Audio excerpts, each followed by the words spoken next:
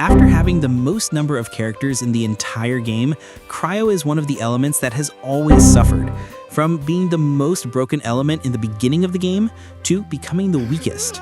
Even after multiple buffs and meta-shaping units in the recent past, it has once again found itself as one of the most ignored elements in Genshin. Today, we're going to break down why Cryo is so unstable, and what the future of the element looks like, especially since this will be the region where Genshin's true endgame will take place.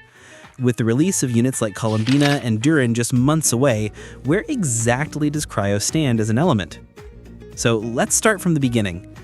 Cryo units have always been shaped around two main reactions, reverse melt and freeze, which is also the main reason why it has become one of the most restrictive elements in the game. After being one of the core elements alongside Pyro, Hydro, and Electro, Cryo is the only one that does not react with Dendro, and that directly cuts off one of its biggest potential growth paths in the modern meta. But the question is, how? Don't forget to check out LootBar. They're currently offering an extra discount for the new version, up to 25% cheaper than the in-game price. On top of that, there are new offers every time a banner drops, and the shop reset that gives double rewards also applies on LootBar. Just click the link in my description, pick your server, enter your UID, and your Genesis crystals are delivered instantly. LootBar is trusted by hundreds of thousands of players worldwide, and new users even get an extra 10% coupon on their first purchase. Don't miss out, it's the best way to prepare for upcoming banners. Let's start from the basics. Even after being part of one of the strongest reactions in the game, Cryo has always been shaped around freeze.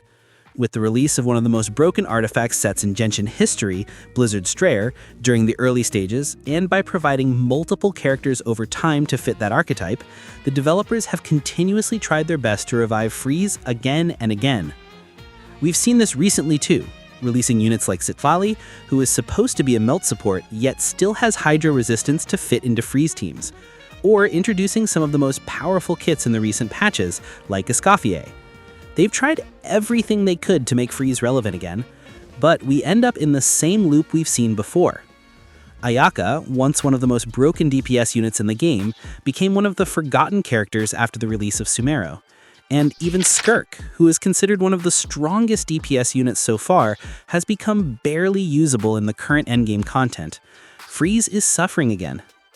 With the release of Nod-Krai and Lunar reaction-based characters and artifact sets, it's clear that Genshin is shaping towards an elemental reaction-heavy meta, and freeze doesn't seem to have a place in the future. To understand Cryo's current struggles, we have to go back to its roots. For a long time, Cryo had one super powerful trick, one move that defined its entire identity, the freeze reaction. When you applied Cryo and Hydro, enemies would just freeze solid. This was incredibly broken.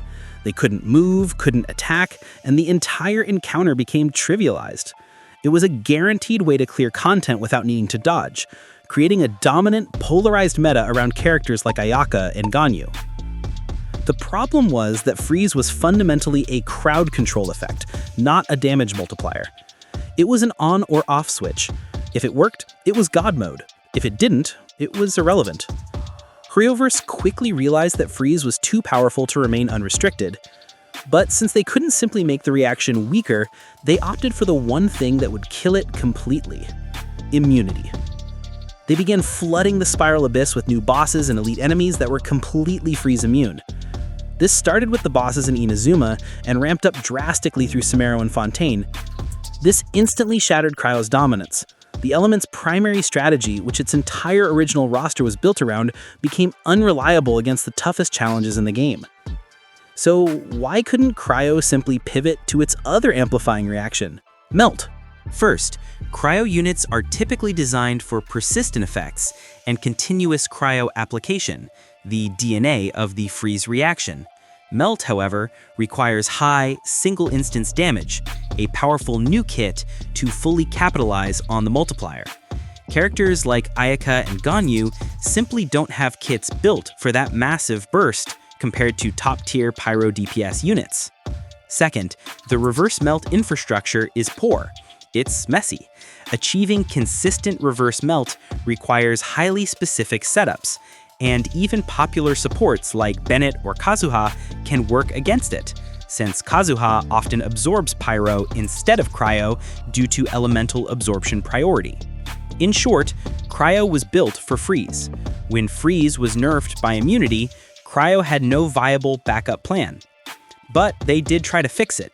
As mentioned earlier, with the release of Skirk and Escoffier, Freeze was no longer dependent on enemies being frozen to gain its full potential. From sets like Blizzard Strayer to introducing units that don't rely on frozen enemies, but instead have multipliers high enough to clear any content, Cryo became insanely strong again, but with a twist. These massive multipliers could have reached absurd damage levels if the characters were allowed to trigger Melt. To prevent that, Hoyoverse added a small but effective counterbalance: team restriction. They literally limited new units to make sure they couldn't abuse Melt, which we can clearly see with characters like Escoffier and Skirk. But why is it suffering again? Because the problem isn't just crowd control anymore, it's much deeper. With the arrival of Nod-Krai and the Lunar reaction system, Cryo's entire design philosophy has become outdated. Freeze no longer matters because Lunar reactions don't even need it to shine. For the first time in Genshin's history, we have a major reaction system that completely ignores damage bonus scaling and instead relies entirely on elemental mastery to multiply damage output.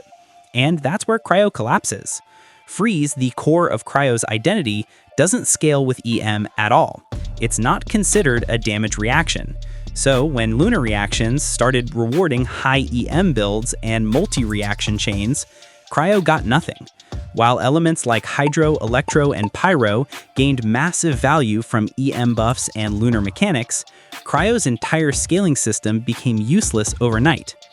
And because Lunar reactions nullify damage bonuses and favor reaction damage over raw multipliers, Cryo's biggest strength, its high base multipliers and crit scaling, effectively gets thrown out the window.